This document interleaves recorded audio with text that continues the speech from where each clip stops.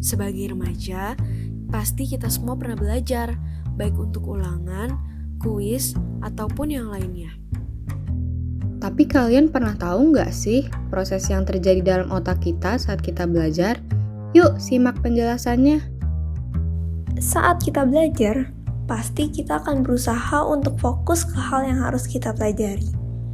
Tahukah kamu, kegiatan tersebut berkaitan dengan teori atensi dan memori loh. Menurut Hill, atensi adalah usaha mental untuk fokus dan konsentrasi yang biasanya menghasilkan kesadaran di beberapa aspek tertentu, dari stimulus eksternal atau pengalaman mental. Dalam belajar, kita pasti membutuhkan atensi penuh untuk dapat fokus ke hal yang sedang kita pelajari. Lalu, apakah kalian pernah terdistraksi saat sedang belajar? Hal tersebut terjadi karena otak membagi atensi kita menjadi dua bentuk, Yaitu atensi selektif yang ditandai dengan kita yang hanya dapat memproses sebuah stimulus dan mengabaikan stimulus yang lain.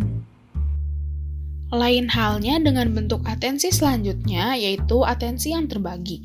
Jenis atensi tersebut membantu kita memproses dua stimulus secara bersamaan.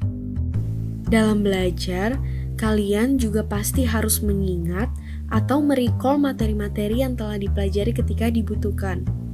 Untuk mengingat informasi tersebut, dibutuhkan kemampuan memori yang kuat loh.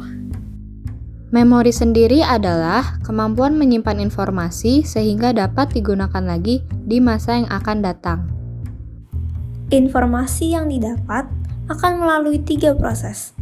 Yang pertama, ada encoding, yaitu proses perubahan informasi menjadi simbol-simbol atau gelombang-gelombang listrik tertentu sehingga dapat disimpan di otak. Contohnya, saat kita membaca sebuah tulisan dan kita mengerti dengan menandai tulisan tersebut. Kemudian, informasi akan melalui proses storage atau retensi, yaitu proses penyimpanan informasi.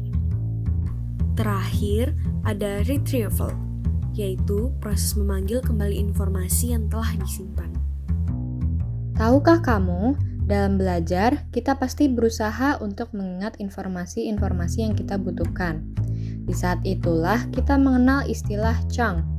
Chunk adalah salah satu cara bagi kita untuk mengingat informasi dalam jumlah yang banyak.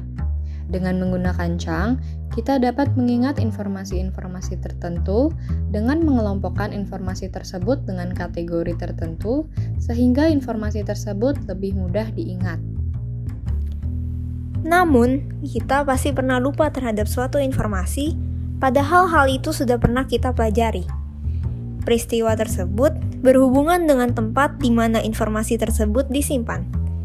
Ketika kalian langsung melupakan sesuatu yang telah kalian pelajari setelah ujian, mungkin informasi tersebut hanya tersimpan di short-term memory, yang juga disebut working memory. Karena kamu hanya mengingat informasi tersebut dalam jangka pendek dan hanya saat dibutuhkan saja. Tetapi, jika kalian masih ingat dengan informasi tersebut, berarti informasi itu tersimpan di long-term memory, di mana kalian dapat mengingatnya untuk jangka waktu panjang dan dapat diingat secara terus-menerus. Ketika kita lupa, pasti kita akan berusaha mencoba untuk mengingat informasi yang ingin digunakan. Namun, pernahkah kalian hanya mengingat sebagian dari informasi, tetapi saat informasi tersebut belum 100% diingat, otak kalian malah menerjemahkan informasi tersebut ke hal lain, seperti contohnya saat kita ingin mengingat kata sampan, tetapi kita hanya ingat huruf awalnya S, dan otak menerjemahkan kata tersebut menjadi siang, yang sebenarnya memiliki arti yang sangat berbeda. Nah, peristiwa tersebut disebut sebagai the tip of the tongue phenomenon. Nah, menarik bukan proses yang terjadi dalam otak kita ketika kita belajar? Setelah kalian mengetahui proses tersebut, semoga kalian lebih mengenal cara belajar terbaik untuk diri kalian masing-masing ya. Sekian dari kami, terima kasih. Setelah kalian mengetahui proses tersebut, semoga kalian lebih mengenal cara belajar terbaik untuk diri kalian masing-masing ya. Sekian dari kami, terima kasih.